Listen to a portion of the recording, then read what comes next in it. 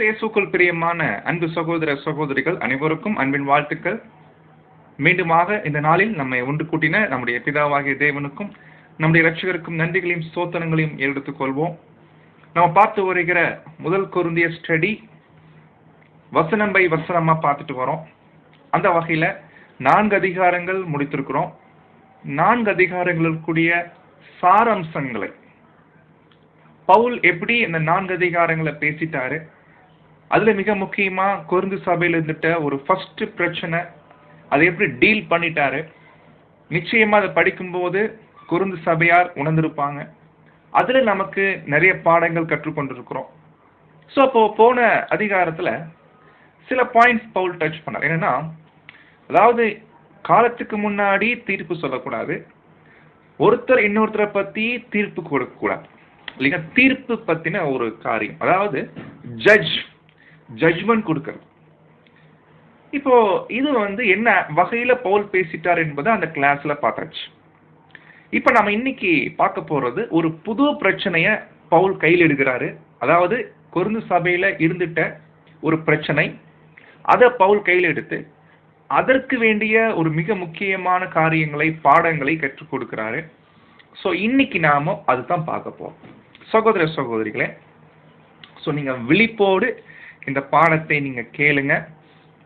ஒருவேளை மொபைல் போன்ல ஸ்கிரீன்ல தெரியல அப்படின்னா நீங்க பைபிள் திறந்து வச்சுக்கோங்க, உதவியா இருக்கும். ஏன்னா இன்னைக்கு நம்ம பார்க்க போற விஷயம் ரொம்ப முக்கியமான ஒரு காரியம். என்ன சொல்லணும்னா, ரொம்ப சென்சிட்டிவான ஒரு விஷயத்தை பத்தி நம்ம பார்க்க போறோம். மேபி மிஸ் அண்டர்ஸ்டாண்டிங் வர்றதுக்கு கூட வாய்ப்பு இருக்குது. ஏன்னா நம்ம எல்லாருமே ஒரு காரியத்தை ஒரே நேரத்துல கிரகிக்க முடியாது. அந்த கிரகிக்கக்கூடிய காரியம், ஒரு விஷயத்தை உள்வாங்குற விஷயம் நம்ம ஒவ்வொருவருக்கும் வேறுபடும் இல்லைங்களா. ஒரு சப்ஜெக்டை ஒரே டைம் கேட்டா அதை உடனே புரிஞ்சுக்கிற கெப்பாசிட்டி, அந்த கேப்பபிலிட்டி இருக்கிற பிரதர் சிஸ்டர்ஸ் இருக்கிறாங்க. ஆனா ஒரு டைம் கேட்டா பத்தாது, ஒன்னுக்கு ரெண்டு மூணு முறையாச்சு கேட்டா தான் புரியும் அப்படின்ற கேப்பபிலிட்டி இருக்கக்கூடிய பிரதர் சிஸ்டர்ஸ் இருக்கிறாங்க. பட் நம்மள இப்படி இருக்கிறதுனால ஒருவேளை புரியலாம் கூட 1க்கு 2-3 முறை கேளுங்க. கண்டிப்பா புரியாமல் போகாது, புரியும், பட் டைம் எடுக்கும். பட் இது ரொம்ப தெளிவா புரிஞ்சு வச்சுக்கிறது நல்லது. ஏன்னா தப்பா புரிஞ்சுக்க கூடாது. கரெக்டா வசனங்கள் காட்டக்கூடிய அந்த கைடன்ஸ் படி நம்ம போக வேண்டியது அவசியமா. இன்னைக்கு நம்ம என்ன விஷயம் பார்க்க போறோம்னா, 5ஆம் அதிகாரத்துல அப்போஸ்தலனாகிய பவுல் கிட்ட எக்லீசியால இருக்கக்கூடிய சில பிரதர் சிஸ்டர்ஸ் சொல்லியிருக்கிறாங்க, லெட்டர் அனுப்பியிருக்கிறாங்க பவுலுக்கு. அதாவது எக்லீசியால இந்த மாதிரி போயிட்டு இருக்குது, என்ன பண்றது சொல்றாரு. என்ன பிரச்சனை சொல்றாருன்னா, உங்களுக்குள், நல்லா கவனிங்க, உங்களுக்குள்ளே அப்படின்னா நீங்க அந்த பக்கத்துல பிராக்கெட்ல நீங்க எக்லீசியான்னு போட்டுக்கோங்க. ஒரு எக்லீசியாக்குள்ள, கொரிந்து பட்டணத்துல இருக்கக்கூடிய ஒரு எக்லீசியா, கிட்டத்தட்ட நிறைய மெம்பர்ஸ் கொண்ட எக்லீசியா, மெம்பர்ஸ் ஜாஸ்தி. அங்குள்ள என்ன போயிட்டு இருக்காமா, ஏதோ விபச்சாரம் உண்டு என்று வெளிப்படையாய் பிரசித்தமாய் சொல்லப்படுகிறது. அப்படின்னு என்ன அர்த்தம்? எக்லீசியால ஒருவர் என்ன பண்ணிட்டு இருக்கிறாராமா, ஒரு பெரிய தப்பு பண்ணிட்டு இருக்கிறாரு. அந்த தப்பு ஆக்சுவலி அது விபச்சாரம். அது ரொம்ப வினோதமா இருக்குது இந்த விபச்சாரம். அது நீங்க வசனம் படிச்சீங்கன்னா தெரியும். ஆனா அது எல்லாருக்கும் தெரிஞ்சிருக்கா, அதான் விஷயம். யாருக்கும் தெரியாம, சபைக்கே தெரியல இல்லைங்களா. அது பத்தி இங்க பேசல. இப்போ உதாரணத்துக்கு, இப்ப நான் எக்லீசியால ஒரு மெம்பரா இருக்கிறேன்னா, நான் ஒரு பெரிய தப்பு பண்ணிட்டு இருக்கேன், இந்த ஒரு பாவத்தை பண்ணிட்டு இருக்கிறேன்னா, எக்லீசியால யாருக்குமே தெரியல, ஆனா நான் பண்ணிட்டு இருக்கிறேன் அப்படின்னா இது ஒரு கண்டிஷன். ஆனா இப்ப வெளியாக்கப்பட்டுருச்சு அப்படின்னா தெரிஞ்சிருச்சு, சபையாருக்கு எல்லாருக்கும் தெரிஞ்சு போச்சு. இப்ப இந்த நிலை தான் இங்க நம்ம கவனிக்கிறோம். பாருங்க, என்ன ஒரு ஆச்சரியம்னா, ரீப்ரிண்ட் 2430ல அங்க சொல்லும் போது பவுல் இந்த 5ஆம் அதிகாரத்தை எப்படி கையாளுறாருன்னா, இந்த எக்ஸ்ட்ரீம் கேஸ் ஆஃப்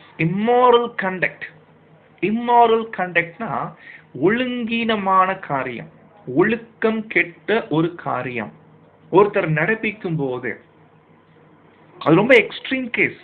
இந்த கேஸ் வந்து சாதாரண விஷயம் இல்லை. ஒரு எக்லீஷியாக்குள்ள நடக்குதா? இதுல நடக்குமா?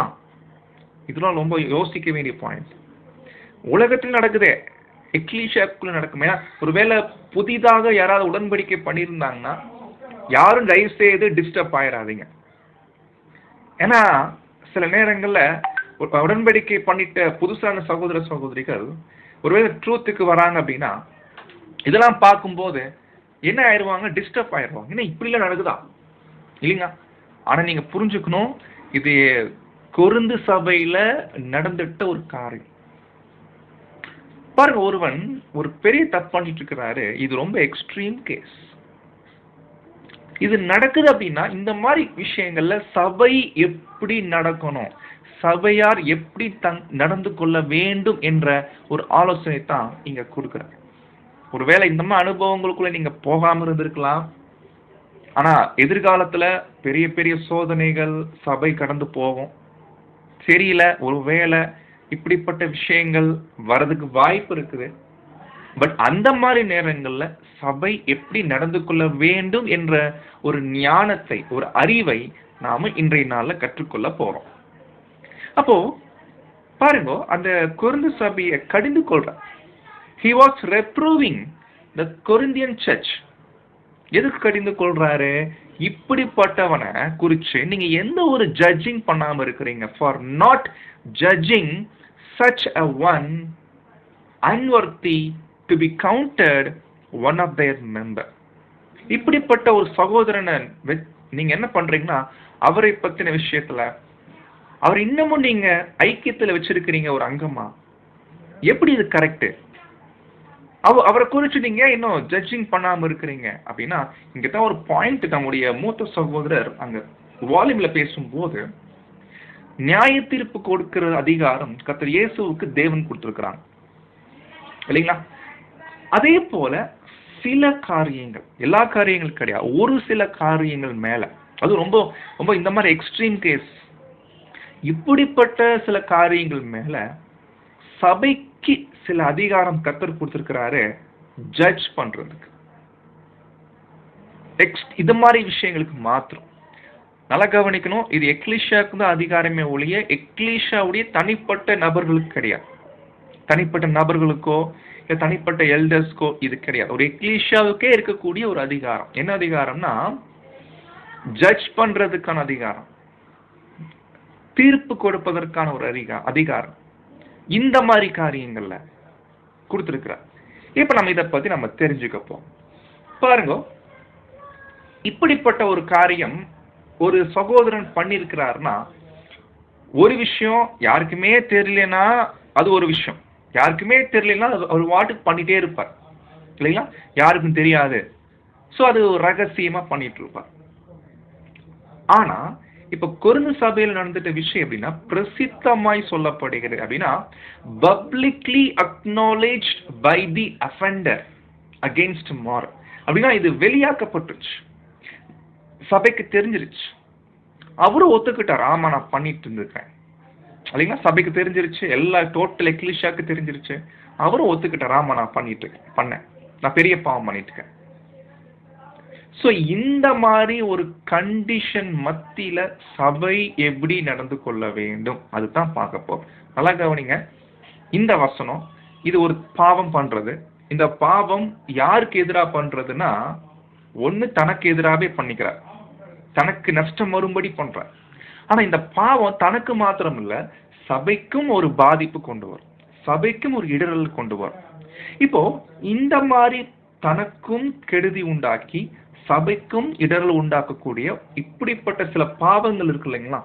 இந்த மாதிரி செய்யக்கூடிய சகோதரன் சபைக்கு தெரிய வரும்போது அப்போ சபை என்ன செய்யணும் அதுதான் இங்க பவுல் கற்றுக் கொடுக்கிறார்.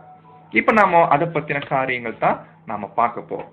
கவனிங்க, 2ஆம் வசனத்துல என்ன சொல்றாருன்னா, இப்படிப்பட்ட காரியம் செய்தவனை நீங்கள் என்ன பண்ணிருக்கணும்ன்றாருன்னா உங்களை விட்டு நீக்கி இருக்கணும். என்ன பண்ண சொல்றாருங்க? நீக்கி இருக்கணும். இதுதான் ரொம்ப முக்கியம். ஏன் இவரை உங்களை விட்டு நீக்காம இருக்கிறீங்க? உங்களை விட்டு டிஸ்ஃபெலோஷிப், ஆங்கிலத்துல டிஸ்ஃபெலோஷிப், டிஸ்ஃபெலோஷிப்னா உங்களை விட்டு நீக்கி இருக்கணும், ஐக்கியத்தை நீங்க எடுக்கணும். ரெண்டாவது, அவரை நினைச்சு துக்கப்படணும். நல்ல அருமையான ஒரு பிரதர், இப்படிப்பட்ட ஒரு பலவீனம் அவருக்கு இருந்திருக்குது. ஸோ பாவத்தில் இருந்திருக்கிறார், ரொம்ப கஷ்டமாயிட்டு இருக்குது. ஆனா இவங்க இது ரெண்டுமே செய்யலையாமா, நீக்கல, துக்கப்படல. மாறாக அவர் என்ன வேர்டு யூஸ் பண்றாரு பாருங்க, இருமாப்பு அடைந்திருக்கிறீர்கள். என்னது இது இருமாப்பா? இருமாப்புனா என்ன? பெருமை. என்ன இது எப்படி புரிஞ்சுக்கிறது? ஒரு பிரதர் தப்பு பண்ணிட்டு இருக்கிறாரு, அவரை நீங்க நீக்கல, துக்கப்படல, சைலண்டா இருக்கிறீங்கன்னு அப்படி சொன்னா கூட பரவாயில்ல, அமைதியா இருக்கிறீங்க அப்படின்னா சொன்னா புரியுது. ஆனா இவங்க என்ன பண்ணிட்டு இருக்கிறாங்களா, இருமாப்பாயிட்டே இருக்காங்க. அது என்ன இருமாப்பு? எப்படி இருமாப்பாவாங்க? எதை நினைச்சு இருமாப்பாவாங்க? இல்லைங்களா? தப்பு பண்ணிடுறவரு அவரை குறிச்சு இருமாப்பு அடைஞ்சிருக்கிறாங்கன்னா இதுல என்ன ஒரு காரியத்தை இங்க பவுல் சொல்ல வரான்னு கேட்டீங்கன்னா, ஒரு மிக முக்கியமான பாயிண்ட் அங்க இருக்கு. ஆனா ஒரு விஷயம் கிளியரா பேசுறாரு அப்போஸ்தலனாகிய பவுல், சபையை கடிந்து கொள்றாரு. நீங்க இப்படி பண்ணது ரொம்ப தப்பு, இப்படிப்பட்ட சகோதரன் விஷயத்துல நீங்க பண்ணிட்ட வேலை ரொம்ப தப்பு, உங்க கடமையை நீங்க செய்யணும், உங்களை விட்டு நீக்கணும், இல்லைங்களா? இதுதான் ரொம்ப மிக முக்கியமான பாயிண்ட். சரி, இந்த இருமாப்படைந்திருக்கிறீர்கள், அதாவது பெருமையா இருக்கிறாங்க, அவரை நினைச்சு பெருமையா இருக்கிறாங்க, இருமாப்பா இருக்கிறாங்க, நாங்க பண்ணிட்டு இருக்கிறது கரெக்ட் அப்படின்னு தங்களை நினைச்சு பெருமையா நினைச்சிட்டு இருக்கிறாங்க. அதனால்தான் இந்த வசனத்துடைய நீங்க அப்படியே நீங்க ஜம்ப் பண்ணி 6வது வசனத்துக்கு வந்துட்டீங்கன்னா, நீங்கள் மேன்மை பாராட்டுகிறது நல்லதல்ல. ஆக்சுவலி இவங்க என்ன பண்ணிருக்கிறாங்கன்னா, கொரிந்து சபை என்ன பண்ணிட்டாங்கன்னா, ஒரு பெரிய மிஸ்டேக் பண்ணிட்டாங்க. அவரை குறிச்சு யோசிக்கல, நீக்கல, மாறாக அவரை நினைச்சு மேன்மை பாராட்டிட்டு இருக்கிறாங்க. என்ன பிரதர் மேன்மை பாராட்டுறாங்க? என்ன வகையில மேன்மை பாராட்டுறாங்க கேட்டீங்கன்னா, ஒரு வார்த்தை, இது ஆங்கில வார்த்தை, உங்களுக்கு நம்ம நினைவுபடுத்துறோம். என்னன்னா, இங்கதான் புது சிருஷ்டிகள் கற்றுக்கொள்ளக்கூடிய ஒரு பெரிய ஒரு பாடம் இருக்கு. இது நிறைய இடங்கள்ல இந்த பாடத்தை நம்ம சரியா கவனிக்கிறது இல்ல, பட் இங்க நம்ம கவனிக்கிறோம். அது என்ன தெரியுங்களா? அதாவது சகோதர சகோதரிகளே, அது ஒரு மிஸ்டேக்கன் சேரிட்டி அப்படின்னு நம்ம சொல்றோம்.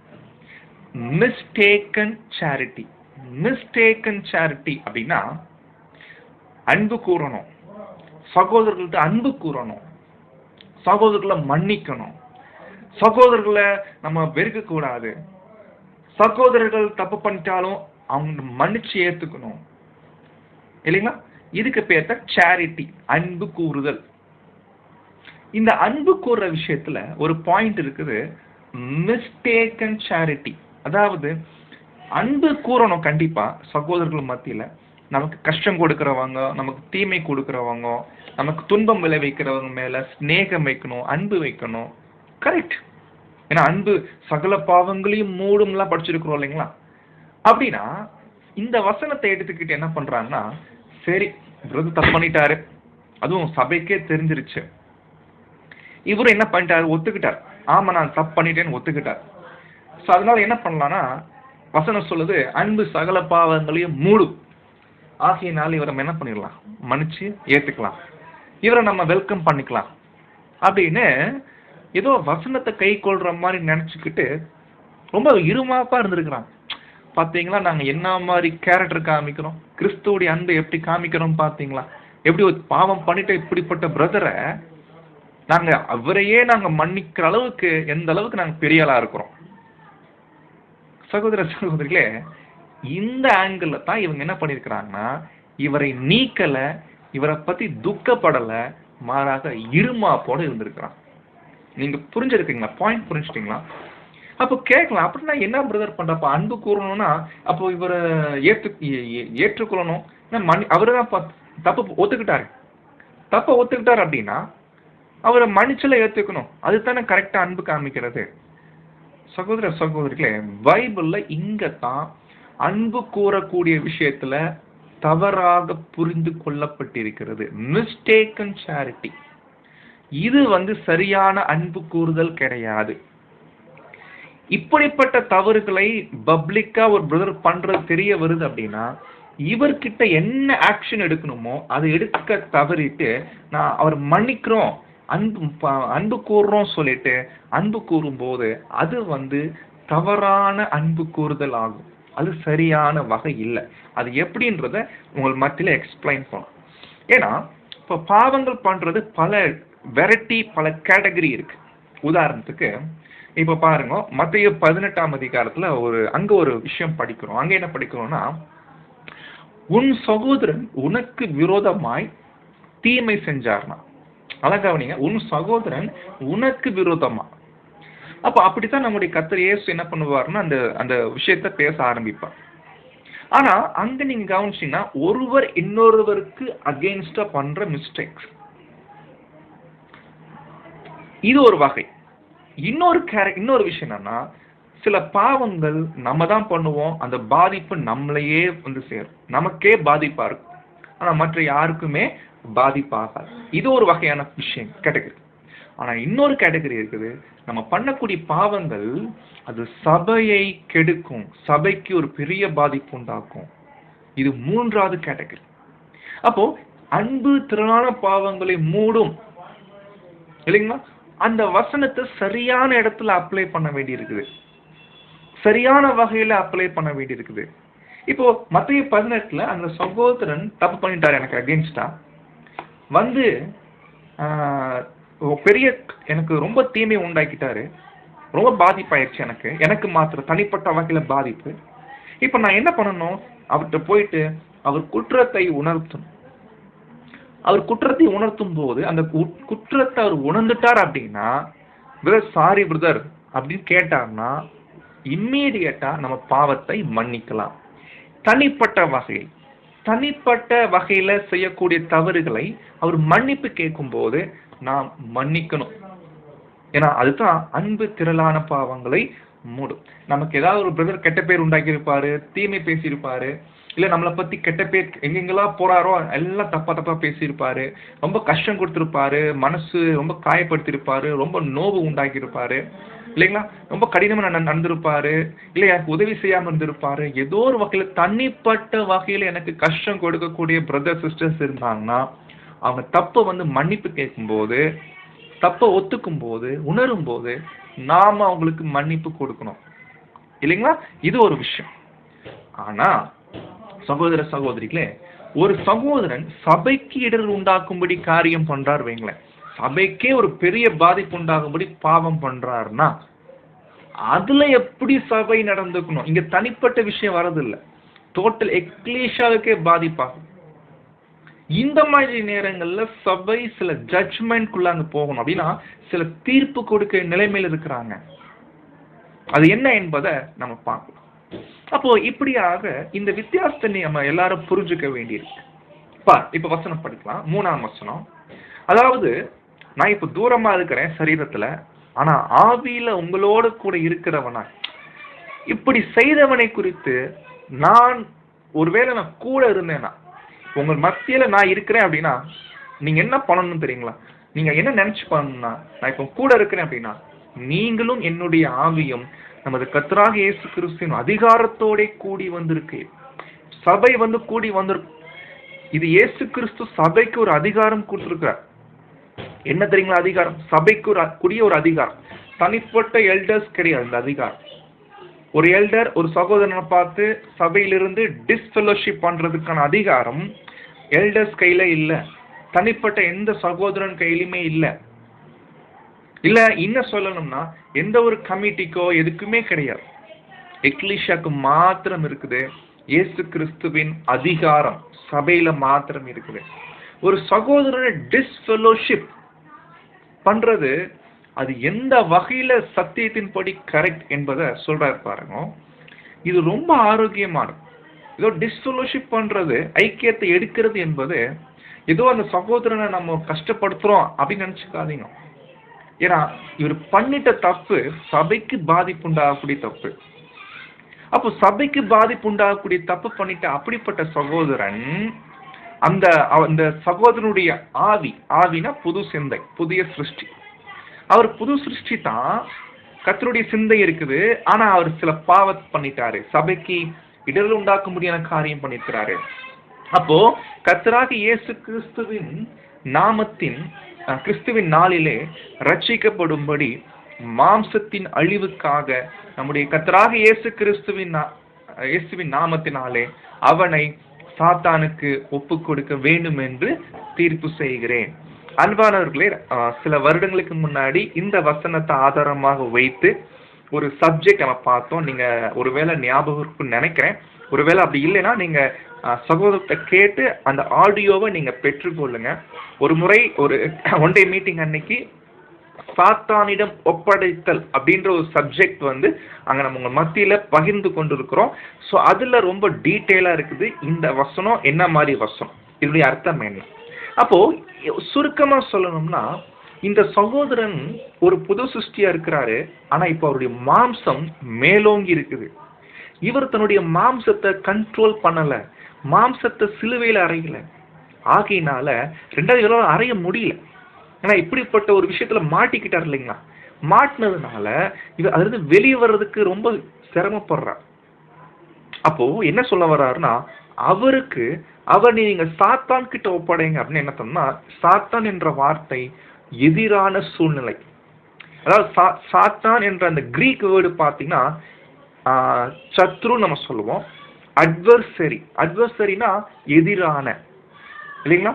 ஸோ ஒரு எதிரான ஒரு சூழ்நிலையை அவருக்கு ஏற்படுத்தி கொடுத்துருங்க. அப்படின்னா சபையில எந்த ஒரு ஐக்கியத்தை அவர் வச்சுக்காதீங்க, அவரை ஐக்கியத்தை எடுத்துருங்க என்று சொல்லும்போது, அவருடைய ஆவிக்குரிய எந்த ஒரு விஷயத்துக்கும் ஐக்கியத்தை நீங்க கட் பண்ணீங்கன்னா அது அவருக்கு மிகப்பெரிய ஒரு சத்ரு மாதிரி, அதாவது ஒரு எதிரான சூழ்நிலை மாதிரி. அந்த சூழ்நிலைக்குள்ள அவர் அனுமதிங்க. அப்பதான் அவர் உணர்வாரு, ஏன் என் கூட யாரும் பேசுறது இல்லை, யாரும் என்கிட்ட கை கொடுக்கறது இல்லை, யாருமே என்கிட்ட சரியா அன்பு வச்சு காமிக்கிறது இல்லை, என்ன காரணம்? என்கிட்ட சரியா சாப்பிட கூட மாட்டுறாங்க என் கூட உட்காந்து, என்ன காரணம்? நான் பண்ணிட்டேன் தப்புனால தான். அப்ப நான் இந்த தப்பை நான் எந்த அளவுக்கு வெறுக்கணுமோ அந்த அளவுக்கு நான் வெறுக்கணும், இல்லைங்களா? ஸோ அந்த மாதிரி அவர் தன்னுடைய மாம்சத்தை அவர் சிலுவையில அறையாதனால தேவனே என்ன பண்றாருன்னா இப்படிப்பட்ட சூழ்நிலையை அவருக்கு ஏற்படுத்தி கொடுக்கிறாரு, மாம்சத்தை அறைவதற்காக, அழிக்கிறதுக்காக.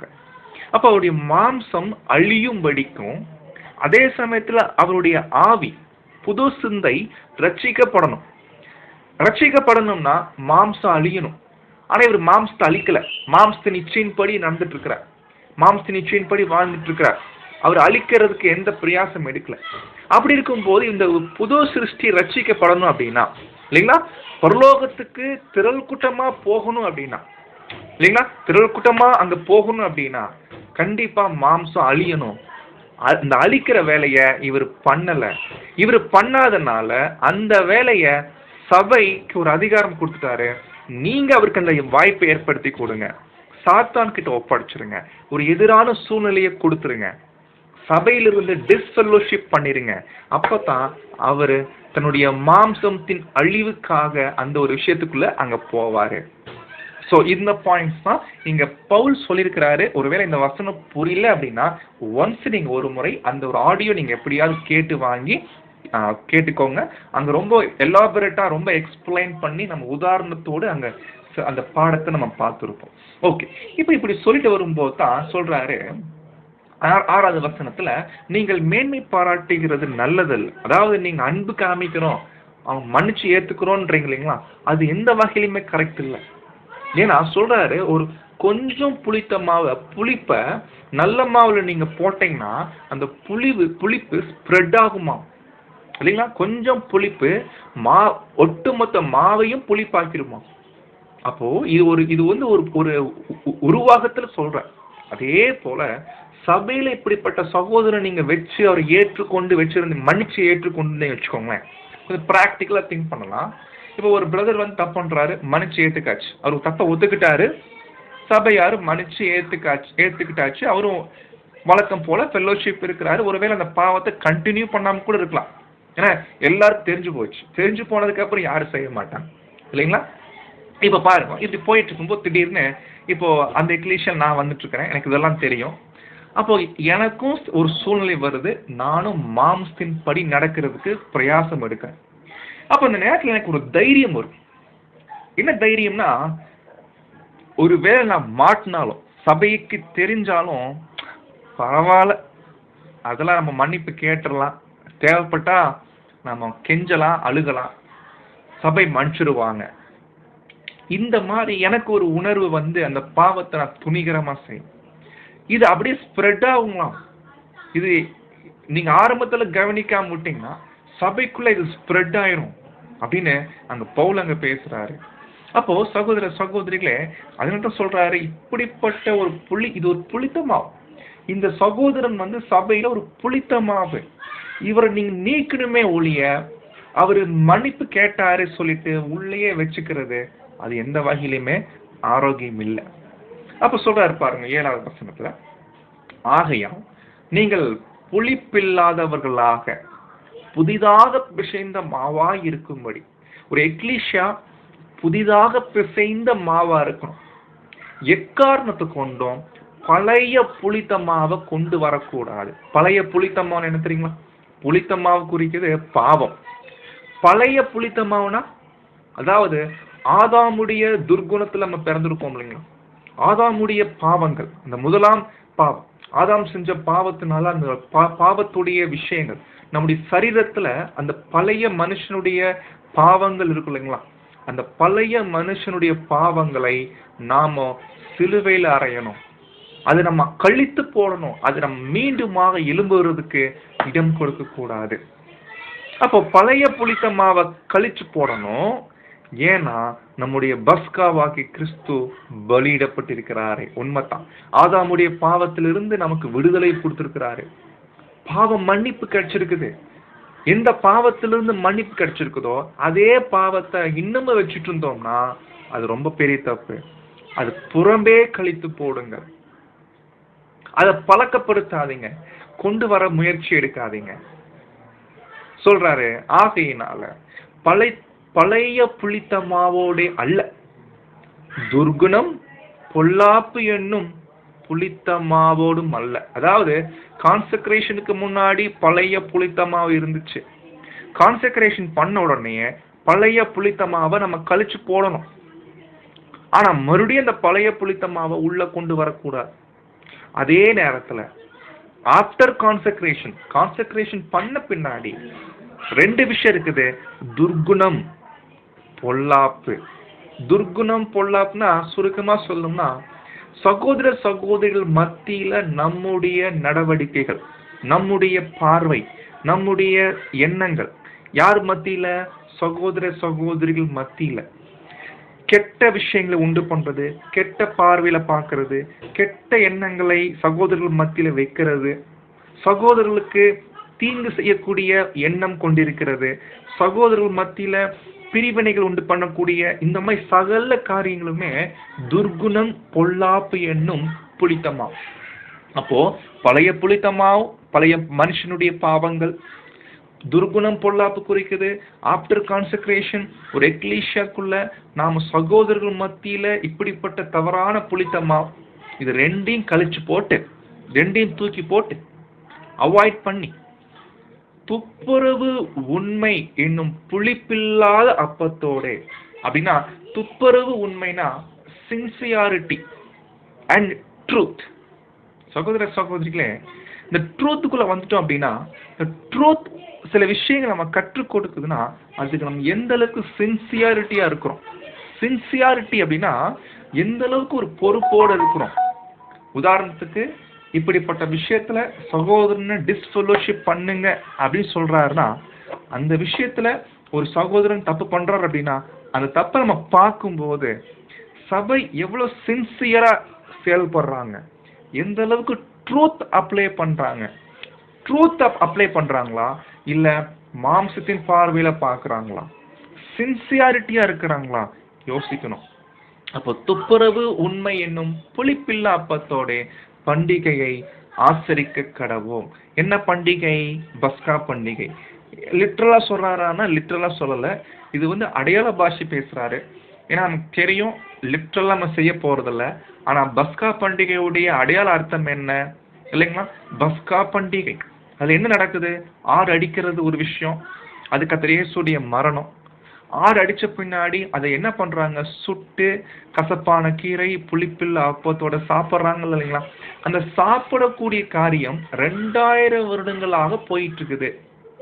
2000 வருஷமா இந்த பண்டிகை ஆசரிக்கப்பட்டு வருகிறது இல்லைங்களா? அந்த நைட்டு அவங்க சாப்பிட்டாங்க பார்த்தீங்களா? கசப்பா கீரை புளிப்பில்ல அப்பம், அந்த மாம்சம், சுடப்பட்ட மாம்சம், இத சாப்பிடுறது சுவிசேஷ யுகத்துல நடக்குது. 2000 வருஷமா ஆசரிச்சுட்டு இருக்கிறோம். இதோடைய மீனிங் என்ன? நம்ம தேவன் சித்தமா இருந்துச்சுன்னா ஒருவேளை மெமோரியல் டைம் வரும்போது இதை பத்தின காரியத்தை ரொம்ப விவரமா பார்க்கலாம். எப்படி பண்டிகையை ஆசரிக்கணும் இல்லைங்களா? இது லிட்ரல் இல்ல, அடையாள விஷயம். எப்படி ஆசரிக்க வேண்டும், எப்படி அந்த அதோடைய சாப்பிடுறதுடைய அர்த்தம் என்ன என்பதை நம்ம மெமோரியல் டைம் வரும்போது நம்ம தியானிக்கலாம். ஓகே, அப்ப இப்படிலாம் சொல்லிட்டு தான் அடுத்து என்ன பாயிண்ட் பேசுறாருன்னா, இப்படிப்பட்ட சகோதரனை டிஸ்ஃபெலோஷிப் பண்ணிடுங்கன்னு சொல்லிட்டு இப்பதான் ஒரு பாயிண்ட் எடுக்கிறாரு. இது நீங்க தப்பா புரிஞ்சுக்க கூடாது, நீங்க குழம்பிக்க கூடாது. என்ன குழம்பிக்க கூடாதுன்னா, விபச்சாரக்காரரோட கலந்திருக்க கூடாது என்று நிருபத்தில் உங்களுக்கு நான் எழுதினேன். ஆனாலும் நல்லா கவனிங்க, ஆனாலும் அர்த்தம் என்ன? இது நீங்க எப்படி புரிஞ்சுக்கணும் அப்படின்னா, தப்பா புரிஞ்சுக்காதீங்கன்ற. இந்த உலகத்துல இந்த மாதிரி இருக்கிறாங்களா இல்லைங்க? உலகத்துல நிறைய பேர் இருக்கிறாங்க. விபச்சாரக்காரர், பொருளாசைக்காரர், கொள்ளைக்காரர், நிறைய பேர் இருக்கிறாங்க.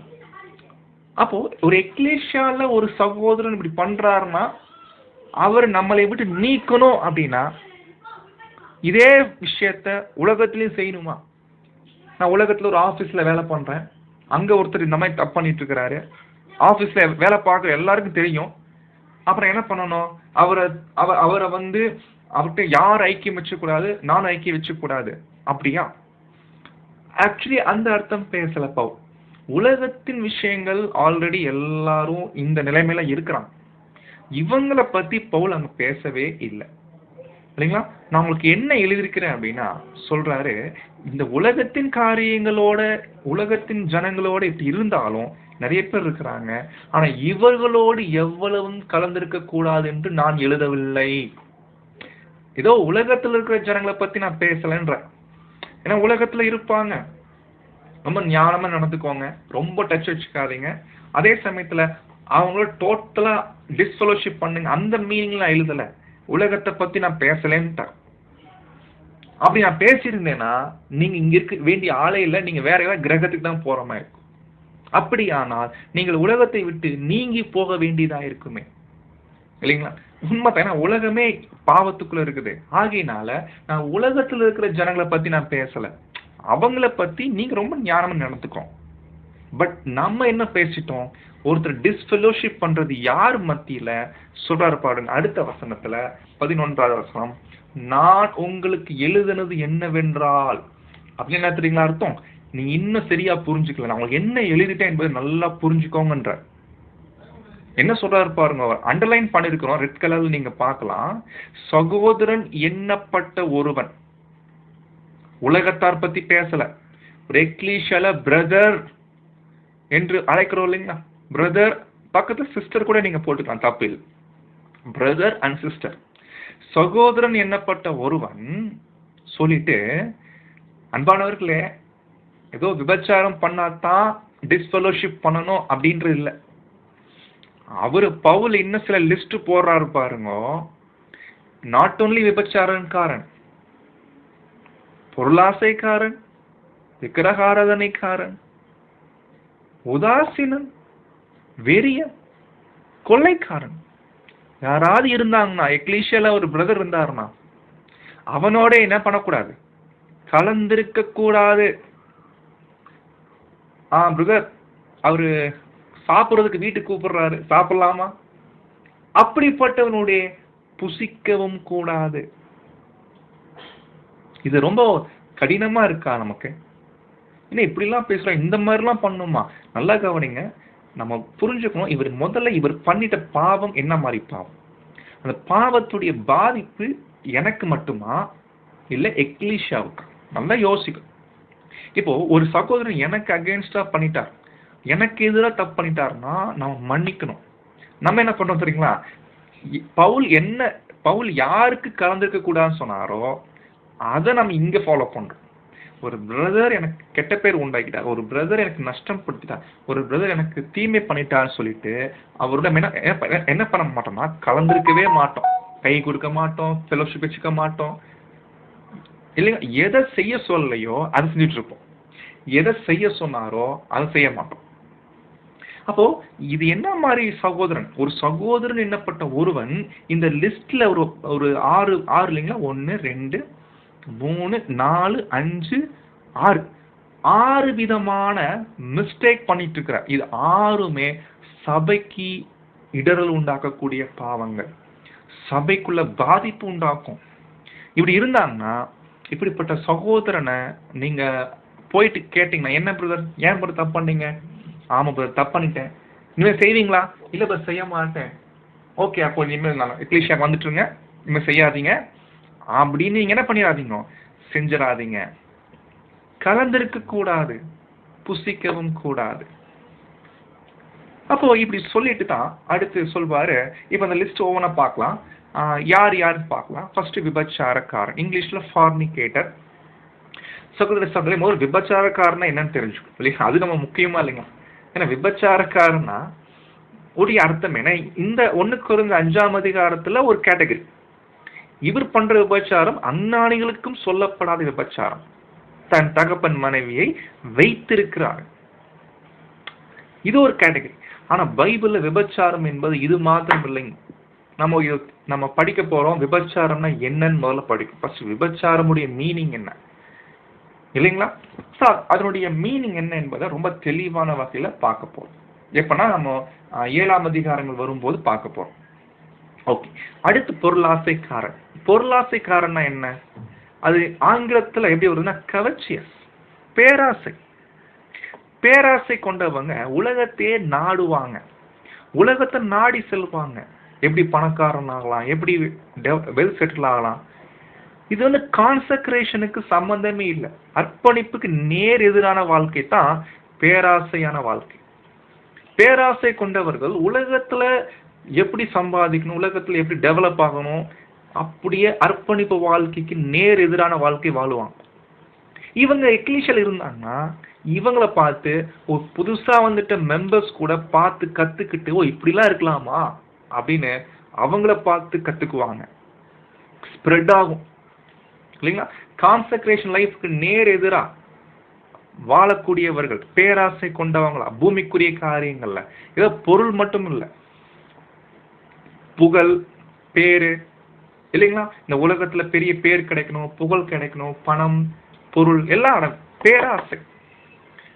இது வந்து சபையில ஒரு பிரதர் பண்ணிட்டு இருக்கிறாரு, அவர் பண்ணிட்டு இருக்கிற விஷயங்கள்லாம் சபைக்கு கண்டிப்பா இந்த மாதிரி காரியங்கள் இடரலாம். அப்படின்னா கான்சக்ரேஷன் லைஃப்க்கு நேர் எதிரான ஒரு வாழ்க்கைய சபை மத்தியில வாழ்ந்துட்டு இருக்கிறாரு. சபையை அவரை பார்க்கறாங்க. இவரை பார்க்கும்போது ஓ இப்படிலாம் வாழணுமா அப்படின்னு தோணும். சில பேர் பலவீனமா இருக்கிறவங்க அதை ஒரு பாயிண்ட் எடுத்துக்குவாங்க. ஓ இப்படி வாழ்றது தப்பில்லை போல, புலித்தமாம் ஸ்ப்ரெட் ஆகும். ஸோ இப்படிப்பட்ட ஒரு பிரதர் யாராவது இருந்தாங்கன்னா, அடுத்து 3வது சொல்றாரு விக்கிரக ஆராதனைக்காரன். லிட்ரலாவே பேசுறாரு பவுல் விக்கிரக ஆராதனை. ஏன்னா லிட்ரலா பாத்தீங்கன்னா அந்த காலத்துல இருந்திருக்கிறாங்க. விக்கிரகத்தை ஒரு பொருட்டா நினைக்கிறோம், விக்கிரகத்தை ஒரு பொருட்டா நினைக்கிறோம். ஆக்சுவலி இந்த விக்கிரக ஆராதனை பத்தி நம்ம அடுத்த அதிகாரங்களை படிக்க போறோம், வரக்கூடிய அதிகாரங்களை. இதை பத்தி ரொம்ப தெளிவா தெரிஞ்சுக்கலாம், விக்கிரக ஆராதனை என்ன, அது எப்படின்ற விஷயம். ஆனா எபேசியர் 5ஆம் அதிகாரம் 5ஆம் வசனத்துல நீங்க படிச்சீங்கன்னா, விபச்சாரக்காரனாவது, அசுத்தனாவது, விக்கிரக ஆராதனைக்காரனாவது, பொருளாசைக்காரனாவது சபை வாய்ப்பு போக மாட்டாங்களாம். நல்லா கவனிங்க. ஒரு எக்லீஷியல ஒரு பிரதர் பண்ணிட்டார் அப்படின்னா இவருக்கு சபை வாய்ப்புக்கு போவதற்கான வாய்ப்பு ரொம்ப கம்மி இல்லைங்களா? தேவனுடைய ராஜ்யமாகிய கிறிஸ்துவின் ராஜ்யத்தில் சுதந்திரம் அடைவதில்லை என்று அறிந்திருக்கிறீர்களே. அப்ப எக்லீஷ் சபை வாய்ப்புக்கே போக மாட்டேன்டார். சபை வாய்ப்புக்கே அவர் போகல. காரணம் இந்த மாதிரி பாவத்தை பண்றதுனால. சபை வாய்ப்புக்கே போகாதவரை சபை வாய்ப்புக்கே கர்த்தர் எடுக்கிறது இல்லை. அப்படிப்பட்டவரை நீங்க எப்படி எக்லீஷியாக்குள்ள அனுமதிக்கிறீங்க? ஏன் அவரை நீங்க டிஸ்ஃபெலோஷிப் பண்ணல? இதுதான் அங்க வைக்கக்கூடிய ஒரு பாயிண்டா இருக்கு. அடுத்த பாயிண்ட் சொல்றாரு பாருங்க, உதாசீனன். இது என்ன உதாசீனன்? அதாவது ஒரு பிரதரை பார்த்து, பிரதர் நீங்க நான் வந்தேன் விஷ் பண்றேன், அவர் விஷ் பண்ணவே இல்லை பிரதர், உதாசீனம் பண்ணிட்டு போறாரு பிரதர், ஆகையினால் அவர் உடனே டிஸ்ஃபெலோஷிப் பண்ணுங்க பிரதர். அப்படியா? அப்படி இல்லைங்க. ஆக்சுவலி இது உதாசீனன் என்ற மீனிங் வரதில்லை. உதாசீனன் மீனிங் வரதில்லை. இங்கிலீஷ்ல ரிவைலர் அல்லது ரெய்லர். என்ன அர்த்தம்னா மற்றவர்கள் மேல பழி தூக்கி போடுறது, மற்றவங்களுக்கு கெட்ட பேர் உண்டாக்குறது, மற்றவங்களுக்கு என்ன சொல்றது, களங்கம் சுமத்துறது. இது வந்து ரொம்ப மோசமான காரியம். ஒருத்தரை பத்தி தப்பான வகையில சபையில இருக்கிற எல்லார்கிட்டையும் கெட்ட பேர் உண்டாக்குற மாதிரி பரப்புறது. அதுவும் சாதாரண களங்கம் இல்லை, ரொம்ப மோசமான காரியம் பண்றது. ஒரு காரியத்தை கற்பனை பண்ணிட்டு இவர் இந்த மாதிரி பண்ணிட்டாருன்னு எல்லார்கிட்டையும் போயிட்டு அவரை பத்தி தப்பா சொல்ற. அதை கேட்டு மற்றவங்க அப்படியா அப்படி சொல்லி அவங்க என்ன பண்ணுவாங்கன்னா மற்ற எக்லீஷியால இருக்க மெம்பர்ஸுக்கு சொல்லுவாங்க. இப்படியே அவரை பத்தி ஸ்ப்ரெட் ஆகும் புளித்தமா. இது வந்து ரொம்ப ஒரு மோசமான ஒரு கேரக்டர். இது ஒரு பழக்கமா வச்சிருக்கிறாருப்பா. ஏதோ ஒரு சகோதரன் என்னைக்காச்சும் ஒரு நாள் பண்றது ஒண்ணு, ஆனா இது ஒரு பழக்கமா வச்சிருக்கிறார். எப்போ பார்த்தாலும் சகோதரிகள் மேல தப்பான பார்வை, அவங்கள பத்தி மற்றவங்க பேசும்போது இப்படிலாம் பண்ணிட்டு இருக்கிறாரு, இப்படிலாம் செஞ்சுட்டு இருக்கிறாருன்னு களங்கத்தை சுமத்துபவராய் இருக்கிறாரு. இந்த கேரக்டர் கொண்ட பிரதர் யாராவது இருந்தாங்கன்னா இம்மீடியட்டா டிஸ்ஃபெலோஷிப் பண்ணணும். சங்கீதம் 101:5 படிக்கிறோம், பிறனை ரகசியமாய் அவதூறு பண்ணுகிறவனை சங்கரிப்பேன். இது ரொம்ப டேஞ்சரான ஒரு தவறான காரியம். ஏன்னா அவதூறு பண்றது என்ன அர்த்தம்? தப்பே அவர் செஞ்சிருக்க மாட்டார், ஆனா அவர் தப்பு பண்ணினதாக போயிட்டு எல்லார்கிட்டையுமே அவரை பத்தி தீமைகளை அதிகமா களங்கம் பண்ணிட்டு இருப்பார், பழி போட்டு இருப்பார். சோ இது ரொம்ப என்ன சொல்லணும்னா தன்னுடைய தப்ப கூட அவர் பண்ணதா சொல்லுவார். இவர் தான் பண்ணிருப்பார் தப்பு, தப்ப அவர் மேல சுமத்துவார். அது எவ்வளவு பெரிய தப்பான ஒரு விஷயம் இல்லைங்களா? சோ இதுதான் நம்ம பார்க்கணும். அடுத்த 5வது பாயிண்ட் வேரியன். வேரியன் சொல்லும்போது லிட்டரலா எடுக்கலாம், லிட்டரலா சொல்லும்போது மதுபான பிரியன். அதாவது ஒரு சகோதரன் வந்து எப்போதுமே வைன் ஷாப் போயிட்டு இருக்கிறாரு, அந்த பழக்கத்தை அவர் விடுறதே இல்லை, அது ரொம்ப அடிக்ட் ஆயிட்டார். ஆனா எக்லீஷியா வந்துட்டு இருக்கிறாரு, எக்லீஷியால எல்லாருக்கும் தெரிஞ்சு போச்சு, ஆனா எக்லீஷியா வரார், அவர் அதெல்லாம் விட முடியறது இல்லை. அப்ப ஆனா எக்லீஷியா அவரை பார்க்கும்போது இது பண்றது தப்பில்லை போல, அவர் மன்னிச்சு ஏத்துக்கலாம் அப்படின்னு நினைச்சுக்குவாங்க இல்லைங்களா? ஸோ அப்படிப்பட்ட பிரதரை கூட நீங்க டிஸ்ஃபெலோஷிப் பண்ணுங்க. பட் நல்லா புரிஞ்சுக்கோங்க, இது எல்லாம் பப்ளிக்கா தெரியணும். ஏதோ அவர் மாத்திரம் பண்ணிட்டு இருக்காரு, யாருக்குமே தெரியல அப்படின்னா அது வேற விஷயம். பட் பப்ளிக் ஆயிடுச்சு அப்படின்னா இம்மீடியட்டா சபை டிஸ்ஃபெலோஷிப் செய்யணும். அடுத்து கொள்ளைக்காரன். இது கொள்ளைக்காரன் என்ற வார்த்தை வருது இல்லை ஆக்சுவலி. ஏன்னா ஆங்கிலத்துல எப்படி வருதுன்னா எக்ஸ்டார்ஷனர். எக்ஸ்டார்ஷனுடைய அர்த்தம் என்னன்னா, ஏன் தமிழ்ல கொள்ளைக்காரன் போட்டாங்கன்னா, கொள்ளைக்காரன் பார்த்தீங்கன்னா கொள்ளடிக்கும் போது எப்படி கொள்ளடிப்பாரு, இந்த மாதிரி நான் வீட்டுக்கு வந்திருக்கிறேன் எனக்கு ஒரு நகையை கொடு அப்படி கெஞ்சுவாரா, இல்லை ரெக்வஸ்ட் பண்ணுவாரா உன் பணத்தை கொடு. அவர் எப்படி கொள்ளடிப்பாருன்னா கத்தியை காட்டி பயமுறுத்துவார். அந்த பயமுறுத்தக்கூடிய விஷயம் மிரட்டுவார் இல்லைங்களா, மிரட்டுவார் பார்த்தீங்கன்னா பயமுறுத்தி மிரட்டுறது, அந்த மீனிங் தான் இங்க வருது. எக்ஸ்டார்ஷனர்னா ஒருத்தர் மிரட்டுறது, பிளாக்மெயில் பண்றது இல்லைங்களா, ரொம்ப கடினமா அவரை தாக்கி பேசுறது. இது ரொம்பவே சபைக்குள்ள இருக்கக்கூடாத ஒரு கேரக்டர். ஒரு பிரதர் வந்து சகோதரிகளை ரொம்ப மிரட்டுறாரு, பிளாக்மெயில் பண்றாரு. பாருங்க, ஒரு இடத்துல நான் ஆக்சுவலி என்ன நினைச்சுன்னா, எலெக்ஷன் அப்போ ஓட்டிங் பண்ணல, இவரு வாட்டுக்கு வீடு வீடா போயிட்டார். எனக்கு நீங்க எப்படி ஓட்டிங் பண்ணாம போகலாம், ஓட்டிங் பண்ணல நான் என்ன பண்றேன் பாருங்க, இது என்ன பண்றேன் பாரு, என்னை பத்தி தெரியாதுல்ல. இது என்னன்னா ஒரு மிரட்டும் துணியில பேசுறது, பயமுறுத்தக்கூடிய வகையில பேசுறது. ஒரு பிரதர் யாராவது பண்ணிட்டு இருக்கிறாங்களா, டிஸ்ஃபெலோஷிப் பண்ணுங்க. சகோதரிகளே, இந்த 6 காரியங்கள் சபைக்குள்ள ஒரு புளித்தமா ஸ்ப்ரெட் ஆகும். இது இந்த விஷயம் ரொம்ப சபை தெளிவா முடிவு எடுக்கணும். பப்ளிக் ஆயிடுச்சு அப்படின்னா, பப்ளிக் ஆகல அப்படின்னா பொறுமையா இருக்கலாம். ஒருவேளை நல்லா கவனிங்க, இப்போ ஒருத்தர் விபச்சாரம் பண்ணிட்டு இருக்கிறாரு, சபையில எனக்கு மாத்திரம் தெரிஞ்சிருக்குது, யாருக்குமே தெரியல. சபையில யாருக்குமே தெரியல. ஆனா ஒரு பிரதர் பண்ணிட்டு இருக்கிறது எனக்கு மாத்திரம் தெரிஞ்சிருக்கு அப்படின்னா, ஒரு வாய்ப்பு என்னன்னா அவளை போய் வார்ன் பண்றது. பிரதர் நீங்க பண்ணது எனக்கு தெரியும், இம்மீடியட்டா ஸ்டாப் பண்ணுங்க, இல்லைன்னா சபைக்கு நான் தெரியப்படுத்துவேன். ஒருவேளை அவரு பயந்து தன் பழக்கத்தை மாத்திக்கிட்டார் அப்படின்னா தப்பிச்சிட்டார். கண்டினியூ பண்றாரு அப்படின்னா இம்மீடியட்டா நம்ம எக்லீஷியாக்கு தான் கொண்டு போக மாதிரி இருக்கு இல்லைங்களா? அப்போ ஒன்ஸ் எக்லீஷியா தெரிஞ்சிச்சு அப்படின்னா உட்காந்து என்கொயரி பண்ணலாமா, இனிமேல் செய்வீங்களா, இனிமேல் பண்ணுவீங்களா, இந்த மாதிரி பண்ணீங்களா நாங்க உங்களுக்கு எச்சரிப்போம், இப்படியெல்லாம் என்கொயரி பண்ணிட்டு இருக்கிறத விட்டு போட்டு அவர் ஒத்துக்கிட்டார் அப்படின்னா, நீங்க பண்ணது ஒத்துக்கிட்டீங்களா, எஸ் நான் பண்ணிட்டேன், அவ்வளவுதான் ஒத்துக்கிட்டார் அப்படின்னா நெக்ஸ்ட் சபை என்ன பண்ணணும்னா இம்மீடியட்டா அவரை சில காலங்கள் டிஸ்ஃபெலோஷிப் ஆகும். அப்ப இந்த டிஸ்ஃபெலோஷிப்ன்றது தப்பானது கிடையாது. ஏன்னா இதுதான் உண்மையான அன்பு. அப்படிப்பட்ட நபர் மேல காட்டக்கூடிய அன்பு இதுதான். எப்படி தெரியுங்களா?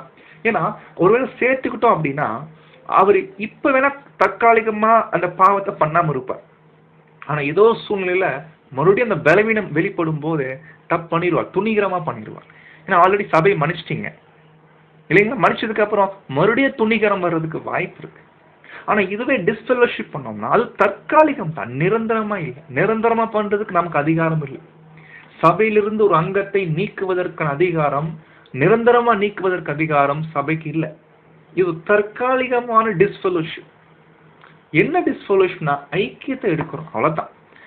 ஏன் அவர் உணரணும், யாருமே என்கிட்ட பேசுறது இல்லை, யாருமே என்கிட்ட ஐக்கியம் வைக்கிறது இல்லை, அதுவே அவருக்குள்ள நோவு உண்டாகும். இந்த நோவு அவர் ரொம்ப கஷ்டமா.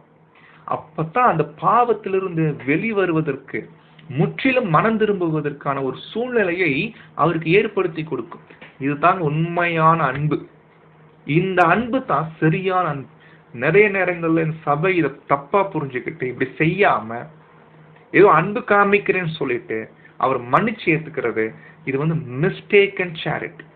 இதை பத்தி நம்ம சகோதர எழுத்துக்கள் இருந்து பின்னாடி பார்க்கலாம் இல்லைங்களா? ஓகே, அடுத்த பாயிண்ட் படிக்கிறோம். இப்போ உலகத்தார் பத்தி பேசுறாரு. இப்போ உலகத்தார்ல இந்த மாதிரி இருக்கிறாங்க, புறம்பே இருக்கிறவர்களை குறித்து, அதாவது உலகத்தார் பத்தி. இப்போ சபைக்குள்ள இருக்கிறவங்களை பத்தி இந்த மாதிரி நீங்க தீர்ப்பு செய்யுங்கன்ட்ட, டிஸ்ஃபெலோஷிப் பண்ணுங்கன்ட்ட. இப்போ உலகத்தார் மத்தியில என்ன பண்றது? உலகத்தார் மத்தியில சொல்றது அது என் வேலை இல்லைன்ற. புறம்பே இருக்கிறவர்களை குறித்து தீர்ப்பு செய்கிறது என் வேலையா? என் வேலை இல்லைன்ற. ஆனா உள்ளே இருக்கிறவர்களை குறித்தல்லவோ நீங்கள் தீர்ப்பு செய்ய வேண்டும். தமிழ் டிரான்ஸ்லேஷன் ராங்கு, கேள்வி குறி போட்டிருக்கிறாங்க. பட் இங்கிலீஷில் நீங்க படிச்சீங்கன்னா எப்படி வரும்னா, வாய்ப்பு இருந்தா நீங்க நோட் பண்ணிக்கோங்க, ஒருவேளை கனடா பைபிள் கூட நீங்க செக் பண்ணிக்கோங்க. உலகத்தார குறிச்சு தீர்ப்பு செய்யறது வேணாம். உலகத்தார் பத்தி அவங்கள பத்தி ஒவ்வொருத்தரா போய் தீர்ப்பு பண்ணிட்டு இருக்கிறது வேஸ்ட். பட் அது விஷயம் இல்லை. மெயின் உள்ளே இருக்கிறவர்களை குறித்தல்லவோ, எக்லீஷியால இருக்கிறவங்க குறிச்சு தான் இந்த மாதிரி விஷயங்களை யாராவது பிரதர் சிஸ்டர் பண்ணிட்டு இருக்கிறாங்க அப்படின்னா அவங்களை குறித்தல்லவோ நம்ம தீர்ப்பு செய்யணும். அப்படித்தான் இங்க 12ஆம் வசனத்தை பவுல் அங்க பேசுறாரு. அப்போ தீர்ப்பு செய்யற விஷயத்துல ஒரு எக்லீஷியாக்கு அதிகாரம் இருக்குது, ஆனா இன்னென்ன காரியங்கள் மேலதான் அதிகாரம் இருக்குது. சபை ரொம்ப நேர்த்தியான வகையில சத்தியத்தை அப்ளை பண்ணணும், ரொம்ப சின்சியரா இந்த ஒரு காரியத்தை ரொம்ப ஞானத்தோடு நடக்கணும், ப்ரேயர்ஃபுல்லா பண்ணணும். அதுவும் எடுத்தம் கவுத்தம் பண்ணக்கூடாது. ரொம்ப ஒரு விஷயத்தையும் அந்த கேஸ் முழுக்கத்தையும் சபைக்கு நல்லா தெளிவா தெரிஞ்சிருக்கணும்.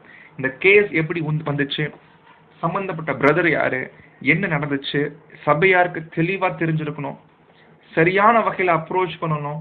ஏன்னா அவர் இன்னமும் அவர் நம்முடைய பிரதர் தான் இல்லைங்களா? ஏன்னா வசனம் சொல்லுது சகோதரன் எண்ணப்பட்ட ஒருவன்னா இன்னமும் அவர் நம்முடைய பிரதர். ஆனா அவரால் மாம்சத்தை அழிக்க முடியல, மாம்சத்துல ரொம்ப பலவீனம் ஆயிட்டார். கண்டிப்பா கையங்களமா மாட்டும் போது பயந்துருவார், அழுவார், கெஞ்சுவார், நான் இனிமே செய்யவே மாட்டேன்னு சொல்லுவார். பட் அந்த விஷயம் அது நிரந்தரம் அல்ல இல்லைங்களா? அது என்னைக்காவது ஒரு நாள் மாட்டுவார் மறுபடியும். ஆனா அது சரியான அப்ரோச் இல்லை. அப்போ சபை புரிஞ்சுக்கிட்டு இவர் மாம்சத்தின் பலவீனம் ரொம்ப, ஏன்னா இந்த மாதிரி பாவங்கள் பண்றவங்க பாருங்க கொஞ்சம் ஒருவேளை இந்த லிஸ்ட்ல நம்ம பண்ற கற்பனை பண்ணிப்பாங்க. இந்த மாதிரி ஒரு 6 பாவத்தை பார்த்தோம் இல்லைங்களா? இந்த 6 பாவத்தையும் இப்ப நான் பண்றேன் அப்படின்னா என்ன மாதிரி நிலைமையில் இருப்பேன் நான்? என்னுடைய மாம்சம் எந்த அளவுக்கு மேலோங்கி இருக்கும் அதை புரிஞ்சுக்கிட்டு இப்படிப்பட்ட மாம்சத்தின் அழிவுக்காக சபை இந்த காரியத்தை செய்ய வேணும். உலகத்தாரை பத்தி தேவையில்லை, புறம்பே இருக்கிறவர்களை குறித்து தேவன் பார்த்துக்குவார். 13ஆம் வசனம், புறம்பே இருக்கிறவர்களை குறித்து தேவனே தீர்ப்பு செய்வார். ஆகையினால சபைக்குள்ள இருக்கக்கூடிய அப்படிப்பட்டவனை, அந்த பொல்லாதவன், அது பொல்லாதவன், ஏன்னா அது அவரால் மற்றவங்களுக்கு பாதிப்பாகும். தயவு செய்து என்ன பண்ணிருங்க, உங்களை விட்டு தள்ளி போடுங்க, டிஸ்ஃபெலோஷிப் பண்ணுங்க. அப்ப நீங்க கேட்கல, அதே நம்ம டிஸ்ஃபெலோஷிப் என்ன, டிஸ்ஃபெலோஷிப் பண்றதுன்னா எப்படி? அவர் கூப்பிட்டு பிரதர் இனிமே எக்லிஷியாக்குள்ள வராதீங்க அப்படின்னு சொல்றதா? இதோடைய மீனிங் என்ன? டிஸ்ஃபெலோஷிப் உடைய மீனிங் என்ன? அதையும் பார்க்கணுமா இல்லைங்களா? ஸோ இனிமேல் தான் நீங்க கவனிக்கணும். இப்ப எல்லாமே நம்ம பார்க்க போறோம் நம்முடைய மூத்த சகோதரருடைய எழுத்துக்களில் இருந்து. கேர்ஃபுல்லா கவனிங்க, ரொம்ப important point. While individually we are not to judge. Point புரிஞ்சுட்டீங்களா? தனிப்பட்ட வகையில நம்ம யாரையும் தீர்ப்பு பண்ணக்கூடாது. 4ஆம் அதிகாரத்திலே சொல்லிட்டார், யாரும் யாரை குறிச்சு தீர்ப்பு சொல்லாதீங்க, இண்டிவிஜுவலா தீர்ப்பு கொடுக்காதீங்க, அதே சமயத்துல கண்டம் பண்ணாதீங்க. ஆனா வெயிட் பண்ணுங்க. But to await the Lord's time for public manifestation of his decision in respect to each member of his body. Actually இந்த மாதிரி பாவங்கள் பண்றவங்க யாருக்கும் தெரியாது நினைச்சு பண்ணிட்டு இருப்பாங்க, சபைக்கு தெரியாம தான் பண்றாங்க. உதாரணத்துக்கு விபச்சாரம் பண்றேன் அப்படின்னா நான் யாருக்கு தெரியாம தான் பண்ணேன். எந்த அளவுக்கு யாருக்கு தெரியாம இருக்கிறதுக்கு எவ்வளவு தூரம் பார்த்துக்குவேன், ரொம்ப கவனமா பார்ப்பேன். சகோதர சகோதரருக்கு எந்த ஒரு சகோதர சகோதரி கூட தெரியாம ரொம்ப நான் கவனமா நான் காத்துக்குவேன். சகோதர சகோதரிகளே, ஒரு விஷயம் மறந்தாச்சு, கர்த்தர் இயேசு ஒருத்தர் இருக்கிறார், அவர் ஓபன் பண்ணிடுவார்னா. கர்த்தர் பொறுமையா இருப்பாரு, வெயிட் பண்ணுவாரு, அவரா உணர்றாரான்னு பார்ப்பாரு.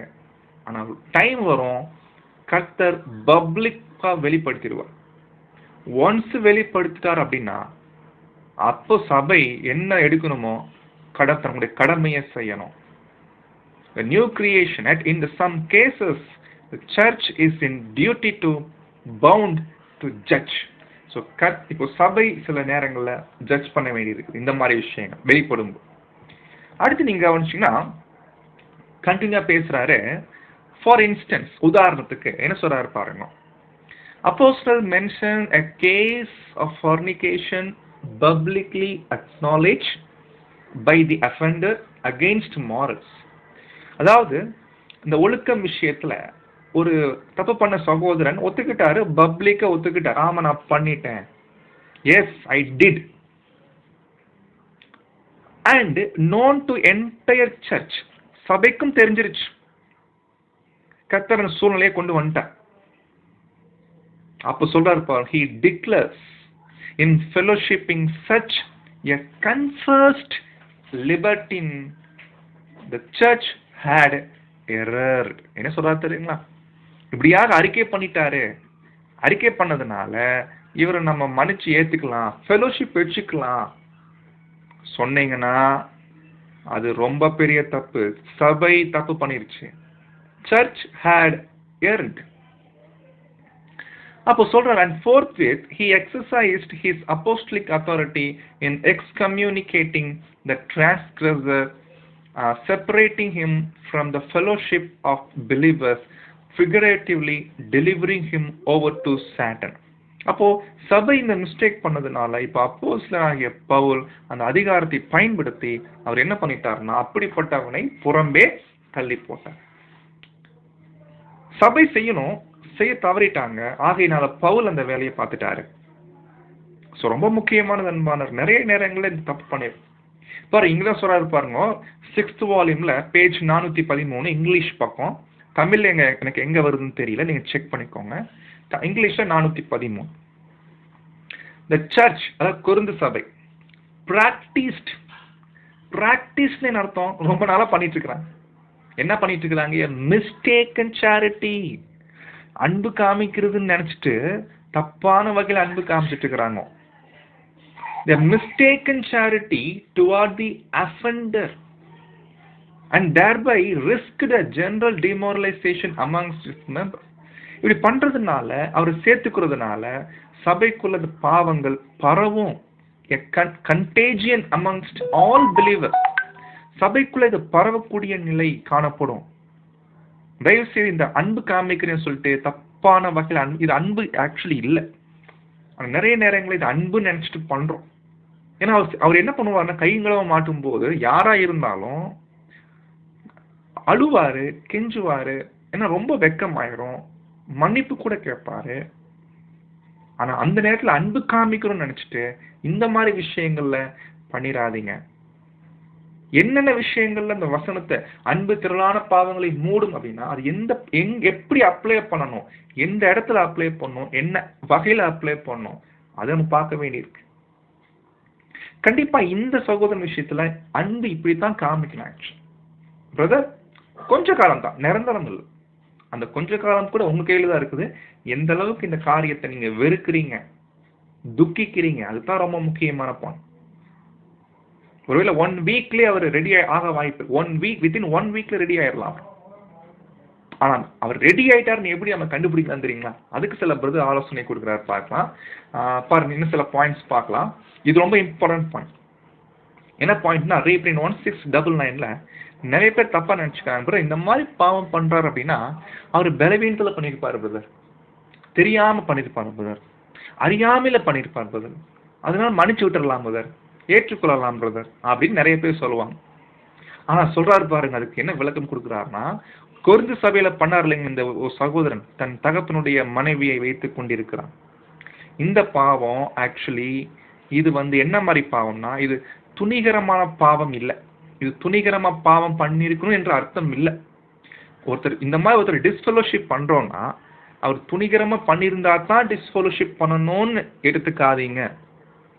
Not necessarily a willful sin, but quite probably in part at least a sin of ignorance. அவர் அறியாமையில் தான் பண்ணியிருக்கிறார், பலவீனத்துல பண்ணியிருக்கிறார்.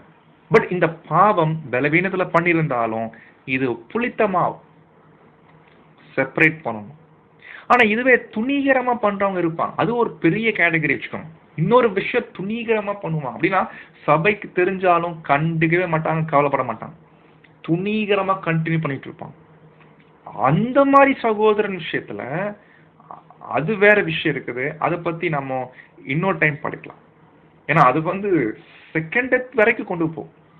ஆனா இந்த மாதிரி விஷயத்துல இது இன்னமும் அவருக்கு நம்பிக்கை இருக்குது அப்படின்னா அவர் சபை வாய்ப்பு வேணா இழக்கலாமே ஒழிய திருக்கூட்டமாவாச்சு போவதற்கு வாய்ப்பு இருக்குது. அதுவும் எப்பனா சாத்தானிடம் ஒப்படைக்கப்படும் போது. ஸோ இந்த பாயிண்ட் தான் ரீப்ரிண்ட் 1699ல அங்க சகோதரர் பேசுறத நம்ம கண்டுபிடிக்கிறோம். ஓகேங்களா? ஓகே. ஸோ அதனால இது அறியாமையில பண்ணிட்டாலும் கூட கண்டிப்பா டிஸ்ஃபெலோஷிப் பண்றதா அவருக்கு ஆரோக்கியமான ஒரு காரியமா இருக்கும். அடுத்த பாயிண்ட் பாருங்க, ஒரு இடத்துல பேசுறாரு, சம்பந்தப்பட்ட சகோதரன் கையங்களமா மாட்டும் போது என்ன பண்ணுவார் தெரியுங்களா? என்ன பண்ணுவார்னு ஒரு அருமையா பேசுறாரு. Apostle would show the church importance of prompt and decisive action to correct such an error. சபை இந்த மாதிரி காரியங்கள்ல அந்த தவறை சரியா கரெக்ட் பண்ணணும், ஆக்ஷன் எடுக்கணும். அப்போ சம்பந்தப்பட்ட தப்பு பண்ண சகோதரன்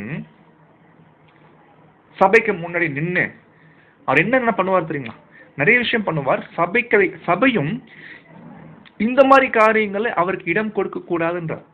எந்த மாதிரி காரியங்கள்ல சொல்றாரு பாருங்க, ராங் டூயர், தப்பு பண்ண அந்த சகோதரன் should not be, கண்டிப்பா அவருக்கு அனுமதி கொடுக்க கூடாது, அவருக்கு இந்த வாய்ப்பு கொடுக்க கூடாது. ஏன்னா கைங்களவ மாட்டும் போது அவர் நிக்க வச்சு ஒருவேளை சபை கேட்கிறாங்க, என்ன பிரதர், அப்ப அவர் என்ன பண்ணுவார் தெரியுங்களா? First point, டெம்பரைஸ்ட். டெம்பரைஸ்ட்னா அது இங்கிலீஷ் நீங்க டிக்ஷனரியில போய் படிச்சு பார்த்தீங்கன்னா சமய சஞ்சீவித்தனம், சமயத்துக்கு தகுந்த மாதிரி நடந்துக்கிறது, யாருக்கும் தெரியாத வரைக்கும் துணிகரமா பண்றது, தைரியமா பண்றது, தெரிஞ்ச உடனே சமயத்துக்கு தகுந்த மாதிரி டெம்பரைஸ்ட். அதாவது நம்ம சொன்னோம் இல்லைங்களா, கையில கை அழுகிறது, காலில் விழுகிறது, சாஷ்டாங்கம் விழுவாரு. என்ன சொல்லணும்னா, என்னை தயவு செய்து மன்னிச்சுக்கோங்க, தெரியாம பண்ணிட்டேன், அப்படி பண்ணிட்டேன். இப்படிலாம் சொன்னாலும் should not be temporized. இந்த மாதிரி பண்ணக்கூடாது. அதே போல coaxed. Second point, coaxed. நயந்து பேசி இணங்க செய்கிறது. அதாவது அவர் என்ன பண்ணுவார்னா, நான் இது மாதிரி பண்ணிட்டேன், தயவு செய்வாங்க எனக்கு ஒரே ஒரு டைம் வாய்ப்பு கொடுங்க, இனிமே செய்ய மாட்டேன், நெக்ஸ்ட் டைம் நான் பண்ணிட்டேன் அப்படின்னா நீங்க மறுபடியும் வேணா செய்யுங்க. ஏதாவது பேசி, தனியா கூட்டு பேசி, ஏதாவது பேசி இணங்க செய்யறது coaxed. அதுவும் செய்யக்கூடாது. should not be coaxed. அப்புறம் மூணாவது பாயிண்ட் சொல்றாரு, should not be advised. நிறைய பேர் என்ன சொல்லுவாங்கன்னா, பிரதர் அவருக்கு நல்ல ஒரு அட்வைஸ் கொடுங்க, அட்வைஸ் கொடுத்து மன்னிச்சு விட்டுருங்க, ஆனா அட்வைஸ் கொடுங்க. இது அட்வைஸ் கொடுக்கக்கூடிய நேரம் அல்ல. அதுக்கப்புறம் பார்த்தீங்கன்னா remonstrated, should not be remonstrated. அப்படின்னா மறுத்து விலக்கி கூறு. நான் பண்ணேன், ஆனா ஏன் தெரியுமா பண்ணேன், இல்ல ஆக்சுவலி இதுதான் நடந்துச்சு, இது காரணம் இவங்க தான், நான் சும்மா தான் பண்ணேன், அவங்க தான் பண்ணாங்க எனக்கு, இல்லைங்களா. இது ஏதோ ரிமான்ஸ்ட்ரேட் பண்றது பண்ண தப்புக்கு. இதெல்லாம் பேச விட்டோம்னா இதெல்லாம் அவர் செய்வாரு. ஆமா தப்பு பண்ணிட்டேன் ஒன்ஸ் ஒத்துக்கிட்டாருன்னா அது போதுமானது. சபை எந்த ஒரு வேற எந்த என்கொயரிக்கு போகாம இம்மிடியட்டா டிஸ்ஃபெலோஷிப் செய்யலாம். ஏன்னா நிறைய நேரங்களில் இந்த மிஸ்டேக் நம்ம பண்றோம், இல்லைங்களா. ஆக்சுவலி நீங்க கேள்விப்பட்டிருக்கீங்க எனக்கு தெரியாது, சில எக்லீஷியால இதெல்லாம் நடந்திருக்கு ஆக்சுவலி, இல்லைங்களா. இந்த மாதிரி காரியங்கள் தமிழ்நாட்டில் நடந்திருக்குது, பட் பெங்களூர் எனக்கு தெரியல. தமிழ்நாட்டில் இந்த மாதிரி சில கேசஸ் இருக்குது. பட் தேவனுடைய பிள்ளைகள் அவர் எப்படிப்பட்டவராக இருக்கட்டும், என்ன சொல்றாரு பாருங்க, சபை should be promptly disfellowship. கண்டிப்பா அவர் டிஸ்ஃபெலோஷிப் பண்ணும். By all the pure minded refused all recognition. டிஸ்ஃபெலோஷிப்னா என்ன அர்த்தம் பார்த்தோம் இல்லைங்களா. சொல்றாரு பாருங்க, எல்லா விதமான அங்கீகரிப்பையும் ரெஃப்யூஸ் பண்ணணும். Refused all recognition. அவர் சகோதரர் என்ற அளவுல எந்த ஒரு ஐக்கியத்தையும் வச்சுக்க கூடாது. பிரதர் அப்படின்ற அளவுல வச்சுக்க. ஒரு ரோட்ல போனாலும் கூட brother, praise the Lord brother அப்பெல்லாம் சொல்லவே கூடாது. அதை கூட கட் பண்ணுங்க. ஆல் ப்ரிவிலேஜஸ் ஆஃப் ஃபெலோஷிப், ஜெபம், மன்னா கொடுக்கறது, பைபிள் ரீடிங் கொடுக்கறது வேணாம். எந்த ஒரு ஆவிக்குரிய ஐக்கியம் கட் பண்ணுங்க. மாறாக இப்போ ரோட்ல போறாருன்னா அவர் உலகத்தான்ட்ட நீங்க எப்படி பார்த்து ட்ரீட் பண்ணுவீங்களோ அது மாதிரி ட்ரீட் பண்ணிக்கோங்க. இது வேற ஒரு உலகத்தான் போறாரு அப்படின்னா தெரிஞ்ச உலகத்தான் எப்படி எப்படி எப்படி அவர் வந்து கிட்ட நம்ம நடந்துக்குவோமோ அது மாதிரி நடந்துக்கணுமே ஒழிய சகோதரன் என்ற அளவுல, ஆவிக்குரிய ஐக்கியம் என்ற அளவுல அவருக்குள்ள எந்த ஐக்கியத்தையும் வச்சுக்க கூடாது, இல்லைங்களா. சொல்றாரு பாருங்க, அவர் எப்படிப்பட்ட பெரிய ஆளா வேணா இருக்கலாம், அவர் எவ்வளவு பெரிய நாலேஜ் வேணா இருக்கலாம், எவ்வளவு பெரிய டேலண்ட்ஸ் வேணா இருக்கலாம், நல்ல பெரிய ஸ்பீக்கரா கூட இருக்கலாம், எவ்வளவு ஸ்பீக்கரா இருக்கலாம், பெரிய பெரிய டேலண்ட்ஸ் இருக்கலாம், சத்தியத்தின் அறிவு நிறைய கூட இருக்கலாம். அதெல்லாம் விஷயம் இல்லை. No matter what his profession or knowledge or talents. So should be promptly இப்படிப்பட்டவரை டிஸ்ஃபெலோஷிப் பண்ணணும். By all pure minded refused all recognition, all privileges of fellowship. அப்போ சகோதர சகோதரிகளே, இது ரொம்ப சபை செய்ய வேண்டிய ஒரு காரியம். ஆனா நிறைய இந்த மாதிரி சூழ்நிலைகள் வரும்போது சபை சில நேரங்களை செய்ய தவறிடுறாங்க. ஏன்னா இந்த மாதிரி பண்ணிட்டோம் என்பதை மற்ற சபைக்கும் தெரியப்படுத்தணும், அது ரொம்ப முக்கியம். ஏன்னா இன்னைக்கு லோக்கல் எக்லிஷியா மாத்திரம் பண்ணிட்டு விட்டோம்னா அது தப்பு. ஏன்னா இவர் வேற எக்லிஷியா போய் அங்க வேலையை கண்டினியூ பண்ணுவார். ஸோ இந்த மாதிரி பண்ணியிருக்கிறோம் அப்படின்னு சபைகளுக்கு தெரியப்படும் போது மற்ற சபைகளுக்கும் ஒரு பயம் உண்டாகும். ஓ, அப்போ சபையில பரிசுத்தம் எந்த அளவுக்கு போற்றப்பட வேண்டியது, பரிசுத்தமா இருக்கிறது எந்த அளவுக்கு போற்றப்பட வேண்டும் என்பதை சபையார் இந்த விஷயத்தில் ரொம்ப ஜாக்கிரதையா இருக்கணும்.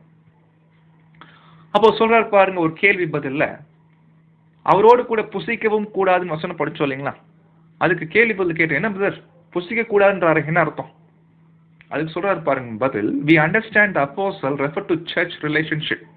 சபையில இருக்கக்கூடிய எந்த ஒரு ஐக்கியங்கள், உதாரணத்துக்கு ஒரு ஒன் டே மீட்டிங் வைக்கும் போது கன்வென்ஷன் அட்டென்ட் பண்றோம், இதெல்லாம் ஐக்கியங்கள். பட் இந்த மாதிரி ஐக்கியங்கள் வச்சு அவர் கூட வைக்கக்கூடாது. Lord's people are in duty bound to maintain the very high standard of purity of morals. என்ன வார்த்தை கவனி. கர்த்தருடைய ஜனங்களுக்கு ஒரு மிகப்பெரிய கடமை என்னன்னா மெயின்டைன் பண்ணணும். To maintain very high standard of purity of morals. ஒழுக்க விஷயத்துல சுத்தமா இருக்கக்கூடிய விஷயத்துல ரொம்ப பெரிய ஸ்டாண்டர்டு காணப்படணும். so much so that they would not even fellowship in the church or at the common meal, love feast with any who were known positively to be disreputable character. இப்படிப்பட்டவரோட ஐக்கியம் வைக்கிறதோ இல்ல சாதாரணமா சாப்பாடு சாப்பிட்றதோ அன்பின் விருந்துகளை பங்கெடுக்கவே கூடாது. சகோதர சகோதரிகளே, ரீப்ரிண்ட் 2962 பேசுறாங்க. எனக்கு தெரியல இது நீங்க எப்படி நீங்க புரிஞ்சுக்கிறீங்க என்பது எனக்கு புரியல. ஏன்னா இப்போ நேர்ல இருந்தோம்னா ஒருவேளை உங்களுக்கு முகத்தை பார்க்கும்போது புரிஞ்சுக்கலாம் இது எந்த அளவுக்கு உங்களுக்கு புரியுது பாயிண்ட்ஸ், இல்ல சரியா புரிஞ்சுக்க முடியுதா எனக்கு தெரியல. ஒருவேளை டவுட்ஸ் இருந்துச்சுன்னா நீங்க தயவு செய்து ஃபோன் பண்ணி கேட்கலாம். ஏன்னா இதெல்லாம் புதுசு, நமக்கு இப்படிலாம் விஷயம் இருக்கான்னு தெரிஞ்சுக்கிறதே புதுசு தான். பட் இதெல்லாம் கற்றுக்கொள்ளலாம், தப்பு இல்லை. என் வசனத்துல இருக்குன்னு சொல்லும் போது கற்றுக்கொள்ளணும்.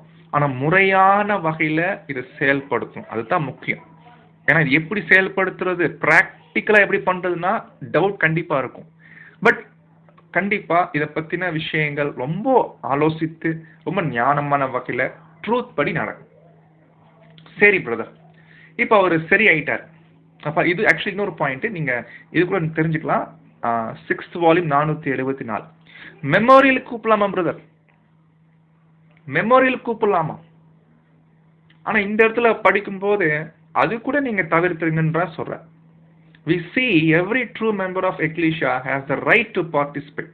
சபையில எல்லா அங்கத்தினருக்கும் கான்சென்ட்ரேட் பண்ண ஒரு அங்கத்தினருக்கும் மெமோரியல்ல பங்கெடுக்கலாம்.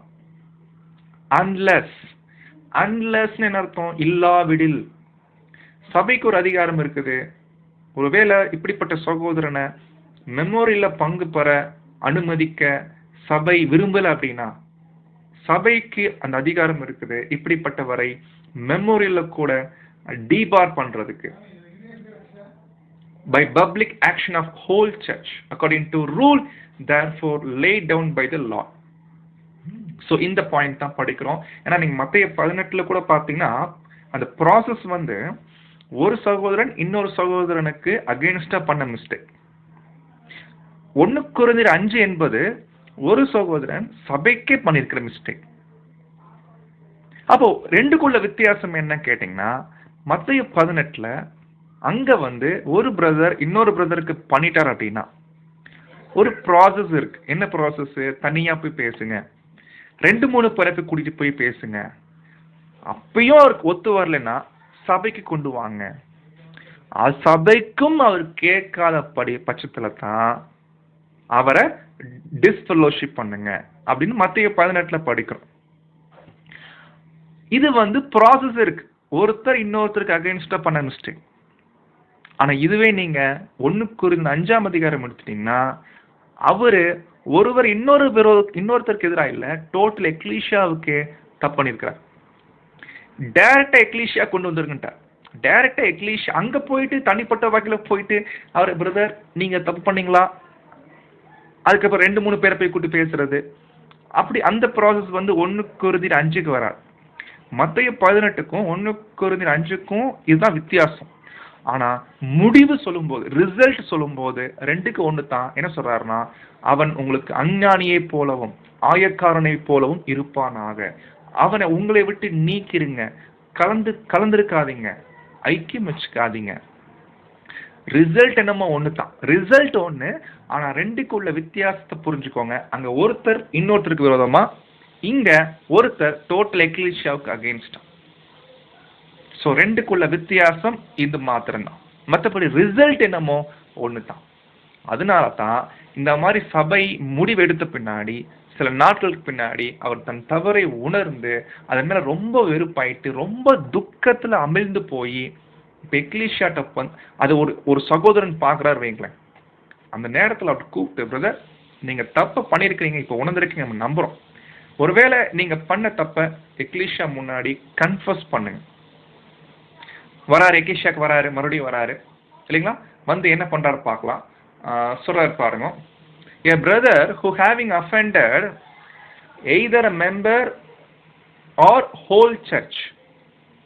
ஒரு பிரதர் தப்பு பண்ணிட்டாரு, ஒரு சகோதரனுக்கு விரோதமா அல்லது ஒட்டுமொத்த சபைக்கு விரோதமா. அதாவது மத்தேயு 18 இல்லைன்னா 1 ஆனா அவரு சபையுடைய முடிவு என்னன்னா டிஸ்ஃபெலோஷிப் பண்ணியாச்சு. பண்ணதுக்கு அப்புறம் மறுபடியும் ரிட்டர்ன் ஆகுறாரு சபைக்கு வந்து, நான் சபைக்கு முன்னாடி ஒரு காரியத்தை நான் பேசணும். என்ன சொல்லணும்னா, I repent of my wrong course. தான் பண்ண தப்ப சொல்லி நான் இதுல இருந்து நான் மனம் திரும்புறேன்.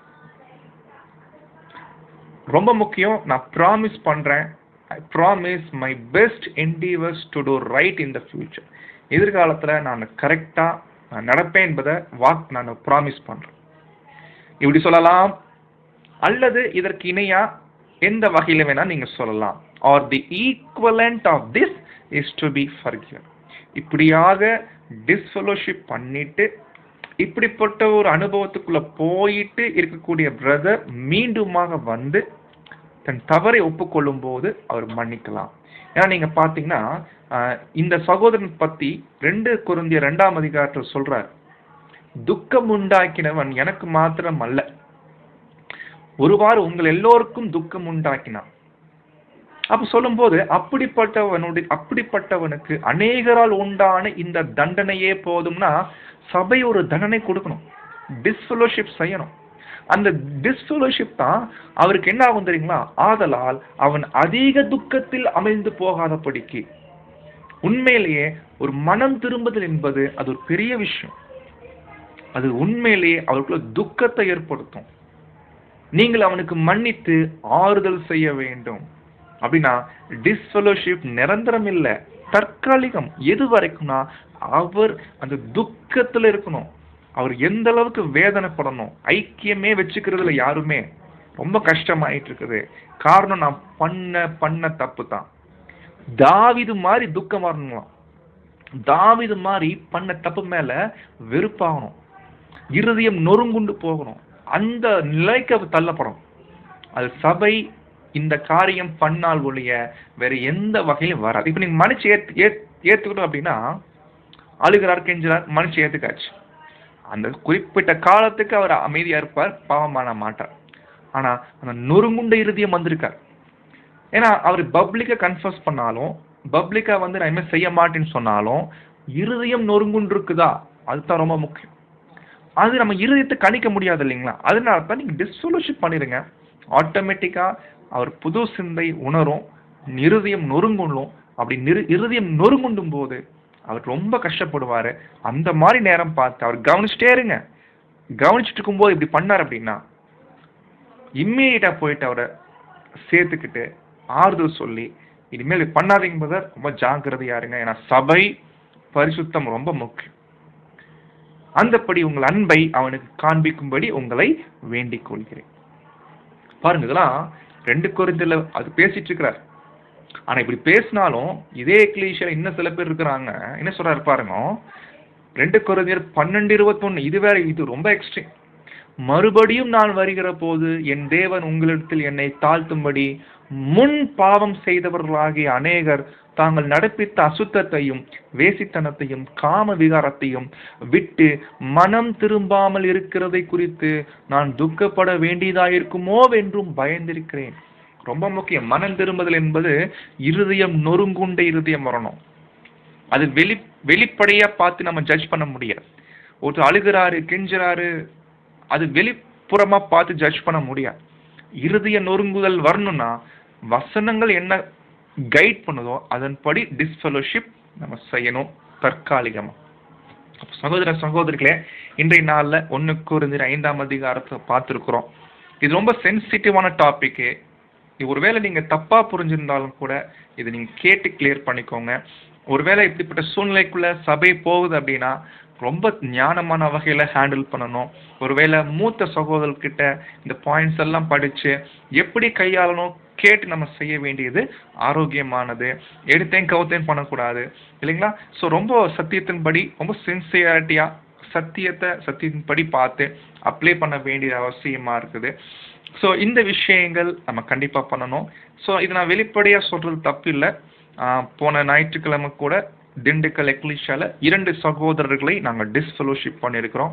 காரணம் இந்த இம்மாரல் சம்பந்தப்பட்ட காரியங்கள் நிமித்தமா தான். இதை உங்கள் மத்தியில தெரியப்படுத்துறோம். இது அநேக சபைகளுக்கு ஒரு எச்சரிப்பு தான் அங்க இருக்கும். ஏன்னா சபை இந்த very high standard of purity of morals, ஒழுக்க விஷயத்துல சபைக்குள்ள ரொம்ப காக்க வேண்டியது, பரிசுத்தத்தை காக்க வேண்டியது அவசியமா இருக்கு அன்பானவர்களே. தேவன் தாமே காத்து வழிநடத்தி கிருபை செய்வாராக. ஆமென்.